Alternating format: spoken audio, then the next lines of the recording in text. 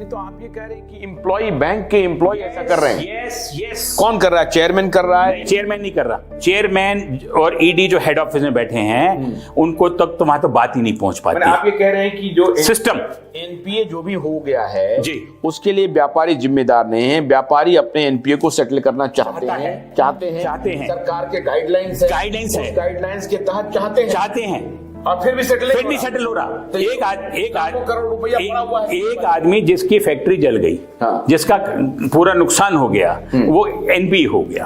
आज वो एनपीए हो गया, वो अपनी संपत्ति बेच के आपका अकाउंट सेटल करना चाहता है। और आप ये चाहते हैं कि आज गवर्नमेंट ने कहा है कि भाई, गवर्नमेंट की गाइडलाइंस हैं कि भाई कैबिनेट से मंजूर गाइडलाइंस हैं कि आपका जो इंटरेस्ट है उसको आप अनअर्न्ड इनकम है वो आपकी बैंक के अंदर में जब आपका अकाउंट एनपीए हो जाता है तो उसके बाद में उस पर इंटरेस्ट चार्ज नहीं किया जा सकता। क्यों? क्योंकि वो आपकी बुक्स में आता ही नहीं है। ठीक है, तब भी बहुत सारे बैंक उस इंटरेस्ट की वजह से, जो कि सरकार ने बोला कि उसको लेने की जरूरत नहीं है, उसका प्रोविजन हो चुका है, उनकी बैलेंस शीट में उसका प्रोविजन हो चुका है, उसके बावजूद उस इंटरेस्ट की वजह से काम को रोकते हैं। मेरे पास में तथ्य और प्रमाण है जो मैं आपके यहां पे पटल पर रख सकता हूं।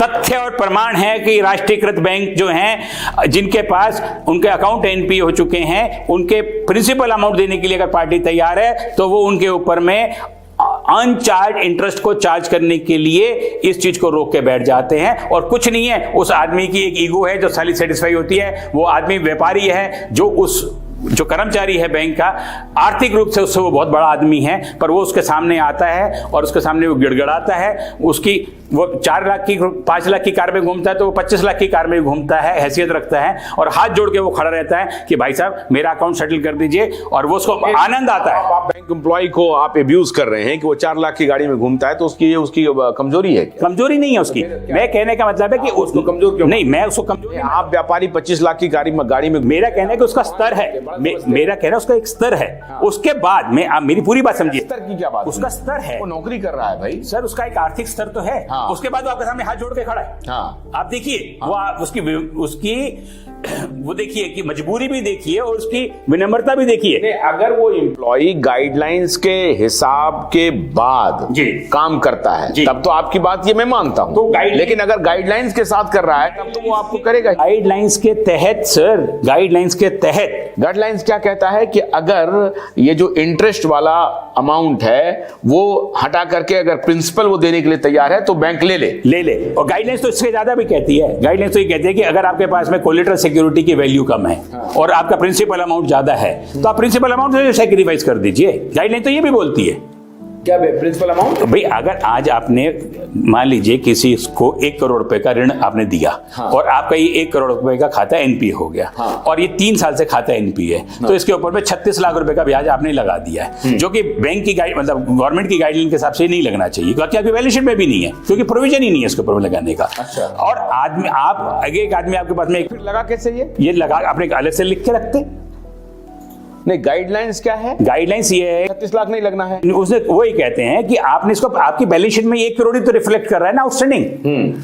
आपका बुक्स में बैलेंस शीट में 1 करोड़ का डेट है और आप इस पे इंटरेस्ट चार्ज नहीं कर सकते क्योंकि एनपीए हो चुका है। अब आप चूंकि एनपीए पे इंटरेस्ट नहीं चार्ज कर सकते और आदमी 1 करोड़ रुपए लेके आया तो आपको सहर्ष स्वीकार कर लेना चाहिए ये। और आप ये कह रहे हैं कि 1 करोड़ 36 लाख बना करके बैठा हुआ रहते हैं और उस पर उसको तंग करते हैं।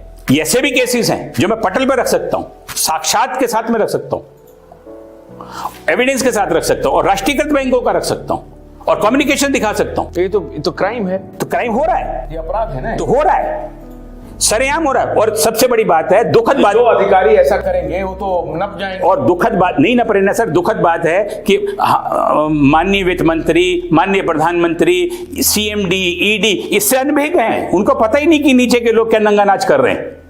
नहीं, ये तो आप बहुत बड़ा रिविलेशन कर। यस सर, ये इट इज खुलासा कर रहे हैं और whereas the true picture, true side of the story is that कि बैंक ये कहता है, गाइडलाइन ये कहती है कि आपके पास में 1 करोड़ रुपए का ऋण खड़ा है, 36 लाख रुपए का आपने ब्याज लगाया, उसको छोड़ दीजिए। 1 करोड़ में अगर आपके पास में 30 लाख रुपए की संपत्ति है तो 30 लाख रुपए की संपत्ति के बाद 70 लाख रुपए की संपत्ति आपके पास में जो आपका जो चार्ज है वो अनकवर्ड है। इसके ऊपर में आप 65-70। तो आप कैसी बात कर रहे हैं? आप तो ऐसी बात कर रहे हैं कि ब्रॉड डे लाइट में डाका पड़ रहा है क्या? नहीं, तो आप डाका की बात कर रहे हैं। हो रहा है। अगर आप बोलेंगे तो मैं तथ्य मौजूद कर दूंगा सर।